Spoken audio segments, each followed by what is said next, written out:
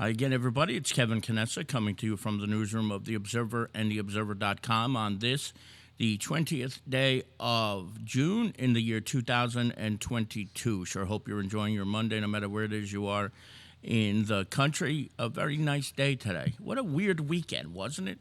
It was like autumn almost. I didn't understand how it was so cool, really. And well, at least it was nice not to have to use an air conditioner for a couple of days. But as you do every Monday, you welcome me into your home so that I can bring you this week's news. And this week's front page is quite different this week. And she may be watching right now because I know she watches every single week. But this week's front page is a recap sort of the senior picnic, which took place last week on Wednesday at the Doyle Pavilion in Kearney. But the story is not so much about the picnic itself, but instead about Councilwoman Carol Jean Doyle and all of the work that she puts in to the picnic and various other things during the course of the year. Now, you know, there are politicians who like to see their picture in the paper. Some of them know who they are. Others won't admit it, but they really do like seeing their pictures in the paper. But when it comes to Councilwoman Doyle, that is just not the case. In fact, she's very, very quiet about what she does. And we decided this year we were going to change that a little bit because for 20 plus years she's been preparing this picnic, except, of course, for the last 2 years where it was canceled because of COVID. And she doesn't get much recognition for it, and she doesn't get much thanks or praise for it. But she puts in hours and hours of work for this one-day event. And it's not just this event. When you read the story, you'll see that there are a whole bunch of things that are listed that she is involved with behind the scenes that you might not know about. Some of you may know about it. That's another story. But I had also mentioned, too, that there's so many that it would require a series of stories really to explain all that she does in this town. So this week, we say thank you to Councilwoman Carol Jean Doyle. The picnic itself last week was tremendous. It really was. I think there was just an air there that was so different because it's been since 2019 since the seniors were able to get together for the picnic. And the amount of work that Doyle puts in every single year for this event is just extraordinary. And it's not just this, as I mentioned 1,000 times already. So thank you to Councilwoman Carol Jean Doyle for all the hard work she puts in, not just for the picnic, but for so many things town-wide. Well-deserved recognition. Moving on to the inside of this week's front page, Nutley Mayor Joe Scarpelli is debuting a podcast next month. It's going to be him and Tom Greco, the township's public relations officer, who will get together and discuss township issues. And, you know, this is unique because I don't think any of our mayors do a regular podcast. It's going to be a monthly thing at first, and they may try to extend it a little bit more than just one time a month. And they'll talk about town issues, about redevelopment, or what's going on, taxes, of course, because everybody wants to talk about taxes. And it starts, I think, in the first week of July. It's going to be available on Facebook and a couple other platforms, YouTube, and we will, of course, have it on TheObserver.com where you'll be able to watch it, whether it's live or in a latter format afterwards. After it airs live, I believe, you'll be able to watch it as in podcast form. So Mayor Scarpelli just took back over the mayoralty in Nutley after a 2-year hiatus where Commissioner Mauro Tucci was mayor for 2 years. The two of them, if you recall, 2 years ago, tied for the lead for the most votes in Nutley in the race for commissioner, and the person with the most votes gets to be the mayor. And since they tied, they agreed to split the term 2 years for one, 2 years for the other.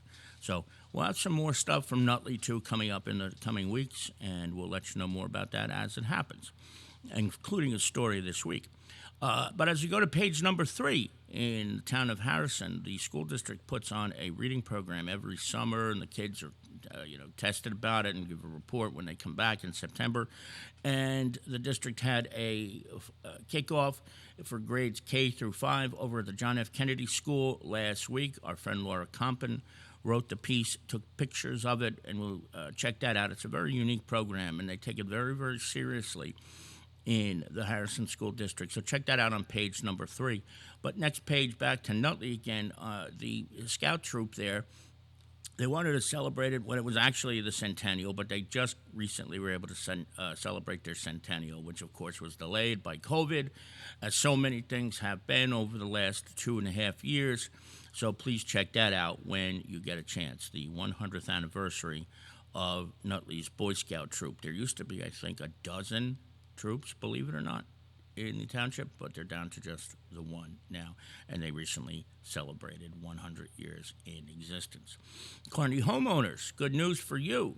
Your municipal tax rate will go down again for, I think, the 4th straight year. We don't know whether the county portion or the school board portion will go down as well, but what you pay to the town, another drop for another for I think it's about the 4th year in a row, which is pretty remarkable. In most towns, you see taxes go up every year. Here, they're going down on a consistent basis, so well done there. The Kearney Generals cheerleading team went down to Orlando and won another overall championship, having beaten 5 teams from other regions of the United States of America. We have a picture of the team in this week's edition on page number 5, a little bit of a recap of what the girls did when they were down in Orlando. Tim Wagner has a police blotter this week, as he does each and every week, and Jason Bernstein has 3 sports stories, including one about a former Kearney baseball coach who was inducted into a coaching Hall of Fame. I won't tell you who that was. You could probably figure it out, but take a look at this week's edition of The Observer to find out all about that. A couple of crime stories. A Belleville man was arrested on child sex abuse charges. That comes out of the Essex County Prosecutor's Office, and a Kearney man is going to prison. Unfortunately, he left the scene of a fatal accident in Union County, and I believe he has been sentenced to 7.5 years behind bars for that unfortunate incident. And lastly, thanks to Jack Corbett Sr., we have a photo this week of Copestone Minor League Baseball team that won the 2022 Kearney Minor League Baseball Championship. Jack Sr. is a coach on the team, as is Jack Corbett Jr., captain of the Kearney Police Department. Jack Sr. is retired. He was the deputy chief of the Kearney Police Department for many years. And Jack Jr.'s son, Finn, is on the team, as well as a couple of others, and that's why Jack Jr.